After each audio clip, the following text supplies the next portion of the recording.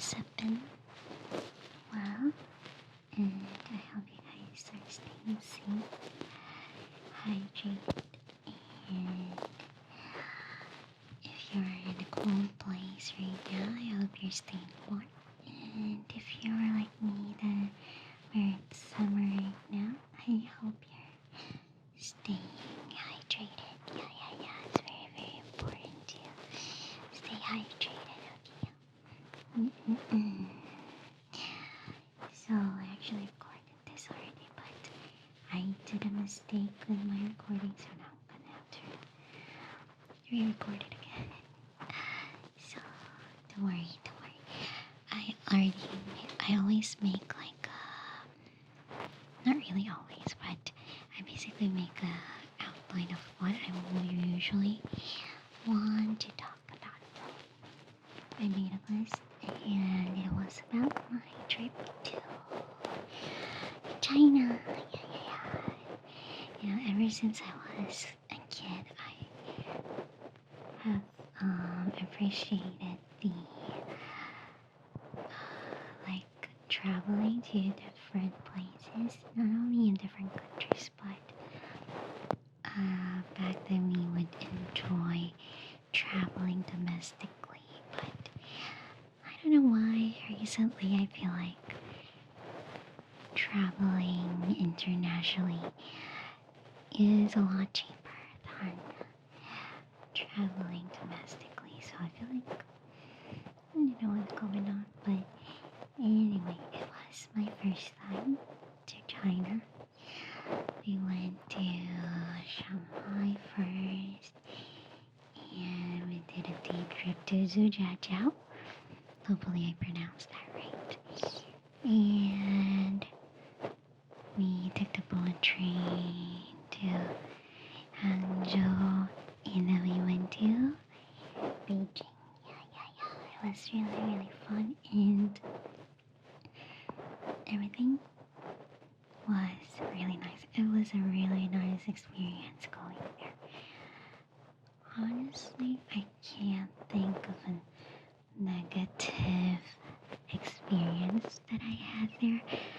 Well, I think it's inevitable to have some sort of like what do you call it, like language barrier whenever you go to a place that isn't like they don't speak much English. I know some, like from my experience, some do, but most of the time we had to use our hands, our face, our what do you call this? Our hand gesture, or like, did I just say hand gesture, or did I just say that again? Like, if we want something, we would nod, and if we don't want, we would just like no. We'd shake our head like that, But every time I go to a different country, I always kind of tend to compare the things that are there, kind of like a lot of countries have like really nice transportation system, and it's just so much easier to get around because you don't need to ask other people like back then. I remember because my mom used to do this. Like, she would ask like a stranger, like, hey, where is this? Where is that? Like, there's nothing wrong with that, but like, I'm very introverted. Although if I do need help, I try to like ask people. But most of the time, if I think that I can't find a solution on my own, like I would do that. So I would prefer that I would use Google Maps. So yeah, here and where I live, it's not very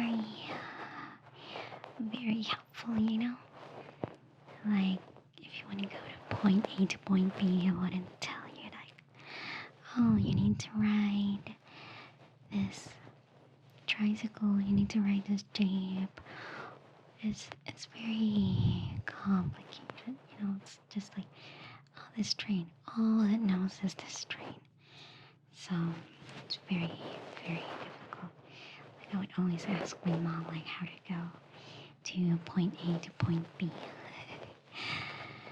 And yeah, I'm kind of jealous like whenever there's something that I really like in a country, like for example Japan. Like basically they have convenience store everywhere.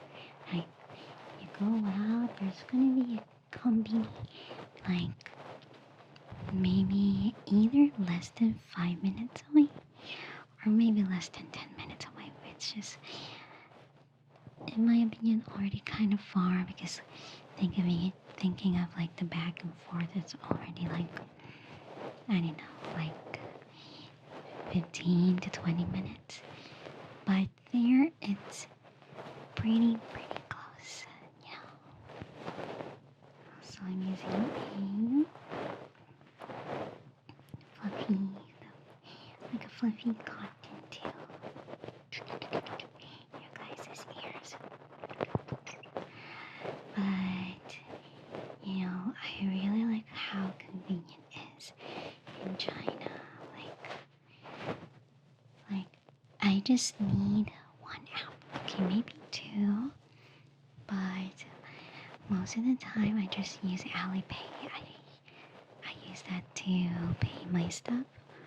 I use that to book our taxi. And I think you can also use it to book your train tickets. But I didn't try that because we used trip.com, if you guys know that app. Not sponsored, by the way. But yeah, everything there is pretty affordable in my honest opinion. Because like I remember when I went to America, I was like, damn, this is so expensive. And but yeah, everywhere we go, like me and my parents, we just take the taxi. They call it Didi. D-I-D-I. They call it Didi. It's basically Uber, but it only works, I think, in China. I'm not sure if it works in other countries too. But yeah, it's really affordable. Even the buses, like taking the buses and train, it's pretty affordable. I think if I remember it right, when we arrived in Shanghai, we took the train and it's basically an hour ride of the train. And then we only paid like 5 yuan, which is basically $1 or less than $1. I don't know, because in pesos it was like 18 pesos. That's pretty cheap. Like for 1 hour, and you only pay that much. Like that's crazy. You know, you guys gotta praise me, but I'm proud that I didn't get tempted into getting new shoes. Okay, because I swear there's like this shoes that I really like. It's I think it's a New Balance shoes if I'm correct, yeah. And it kinda, the vibes it gives is basically kinda like Y2K fashion, yeah. And I saw that, but I was like, no. I don't need a new pair. I got enough pairs that are comfortable, I'm gonna use, that are fine and they're not broken. But, I did get a new bag that I always wanted to get. Yeah. Because I've been trying to look for a really good functional bag that I can use whenever I travel. Because so far, the bags that I have right now, I have a backpack that is kind of too small, honestly, and doesn't really fit some of my umbrellas, but it can fit most of my necessities. You know, kind of like a passport, comb, hand cream, phone, lip balm, hotel key card, and stuff like that, and water, like a tiny water bottle. But sometimes I just want like a little bit more smaller, but also still functional. And I found this bag. I found it on TikTok, and their brand name is Topology. Yeah, Topology. And I was like, oh wait, look at this. Basically, imagine like two crossbody bags, and they kind of sandwich it together. So basically, you have two spaces for your stuff, like that. But like the space in between, you can actually put like a water bottle or a small umbrella. You can put it in between there because it's like open. So I got that, and I'm like really happy because I finally got this go-to travel bag that I can use.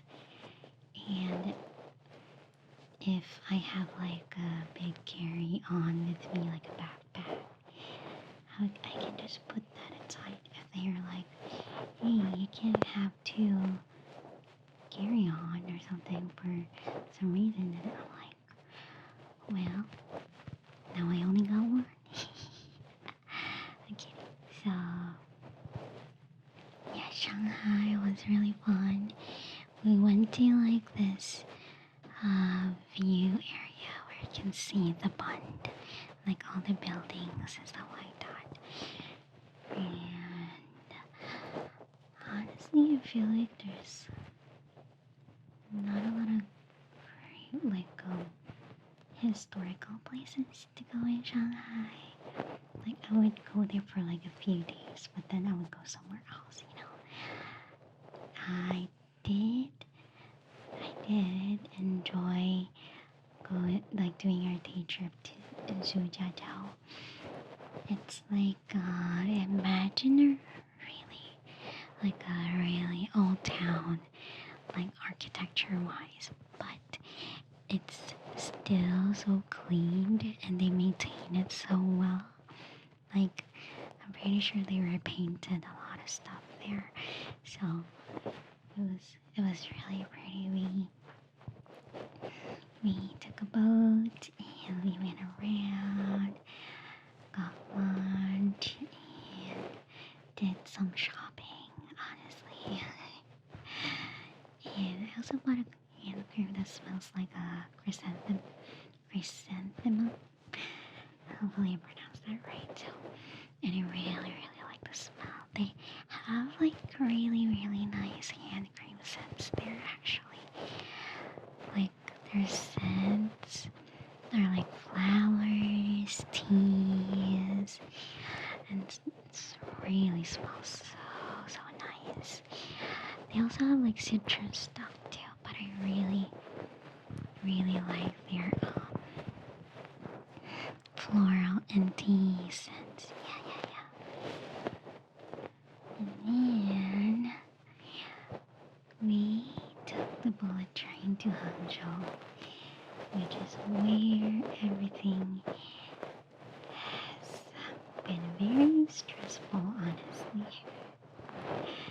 Okay, so before I booked the train, I made made sure to research that first. Okay, I made sure to research like, hey, can they have a space for big luggages? And it says there that they do. They do have a space, like in between the carriages, like the connecting part. And I don't know if it's just because of that poetry that we write specifically, but it wasn't like those in Japan where you can book the seat in the very back where there's a space for luggage, like literally behind your seat. Because there wasn't like that one in our train, so that was a big problem because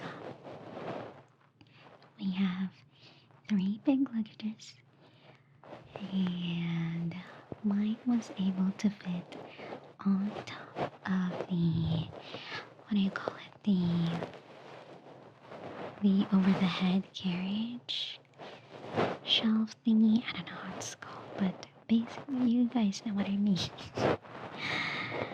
But it is a larger suitcase, okay, but the width and depth of it is kind of on the shorter side, so it's kind of like a square shape, but like rectangle in like height.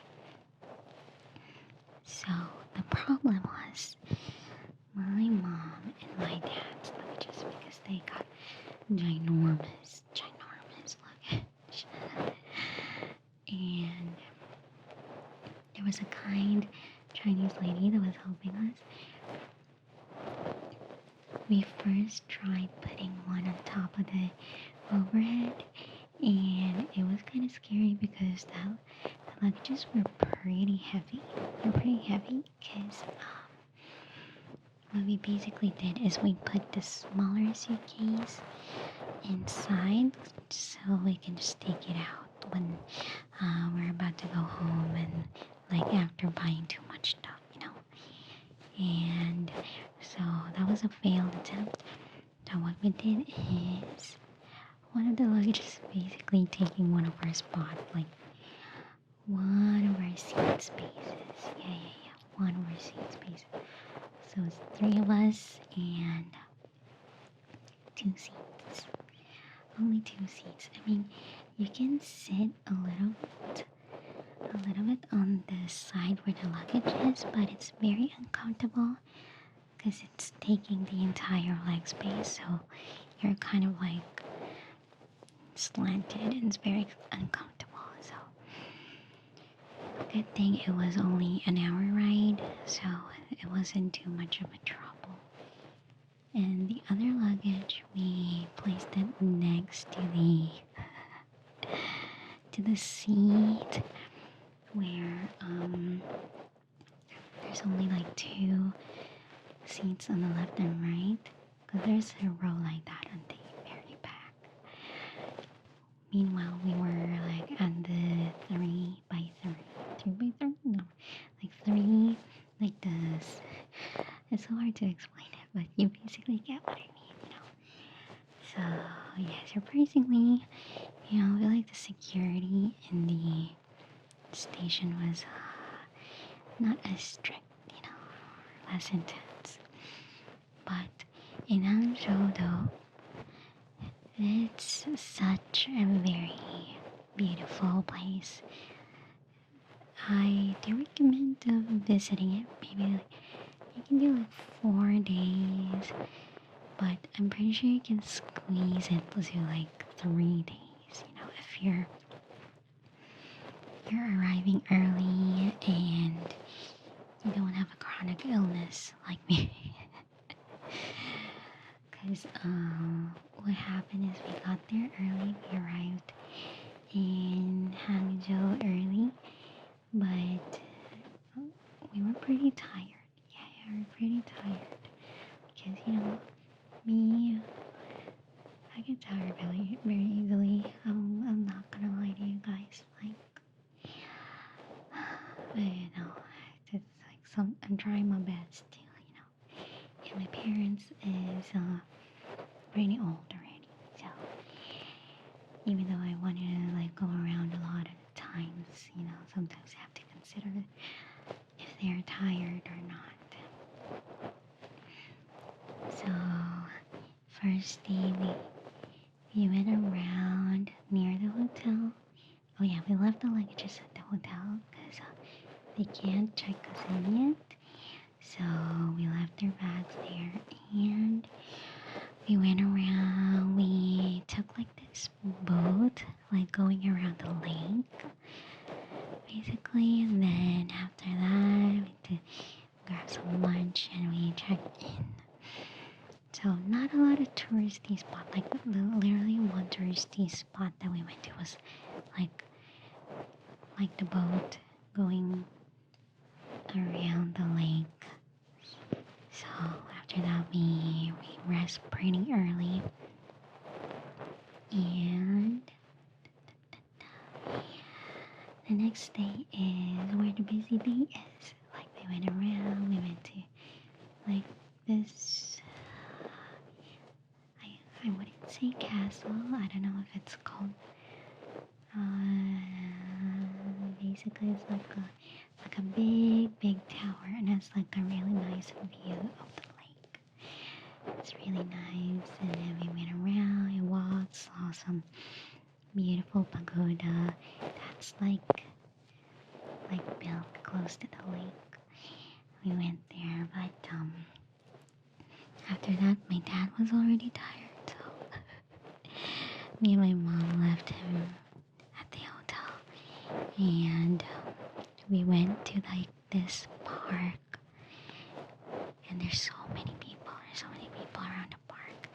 It's where like the bridge is, like the broken bridge or something. And it's really nice. The view was really nice, just enjoying the atmosphere there, even though it was crowded. I wouldn't say it's super crowded, like you can still move around, but there were a lot of people. Yeah.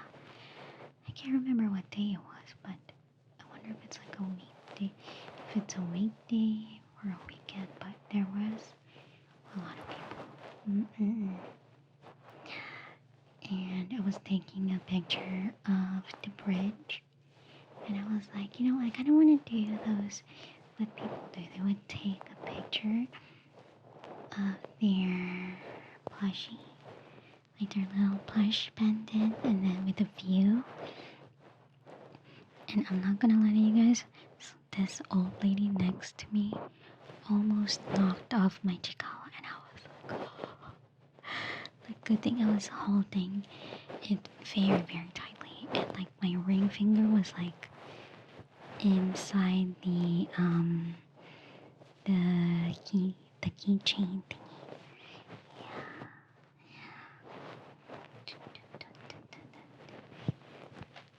And one of my highlights too is that I really love that everything is very introvert friendly. Because a lot of the restaurants in China, you just scan the QR code on the table that you're sitting, and you order your stuff. And there is a button on Alipay that you can translate. Sometimes it doesn't work, so I have to like screenshot and go to Google Translate. But it does work most of the time. Yeah. So you can just order and then wait for your food. Like usually it comes, sorry for burping. It comes within like 10 minutes. And I was like, damn, it's pretty good. And everything is just self-service. You can grab your water and utensils and stuff like that. But when I do need to communicate with a staff, I just use Google Translate. Yeah. But sometimes like the translation is kind of like a hit or miss. because there was one time where my dad was paying for his stuff, and sometimes it asks for your like passcode in the app, so they keep forgetting on putting their passcode. Like they think they already paid, but like you need to do the passcode thing. And he told me like hey, your dad forget to pay. So I was like, she said that through like a translation app. And I said back to her, I was like, sorry for that, it's because they're old already. And then it translated to, sorry for that, it's because you're old. And I was like, no, no, no, no, no. And then I pointed at them. I pointed at my parents, and then she was laughing. But, oh my god, there's so many stories that I want to tell you guys, but I realized that I yapped very, very long, so I know writing the outline of what happened, I already know that I'm gonna do a part 2, so yeah. I'm still missing like the most stressful day that I've ever had, and our trip to Beijing. Yeah. I hope you guys have a good night's sleep. Maybe you've fallen asleep already, so let's just do no yapping and brushing your brush.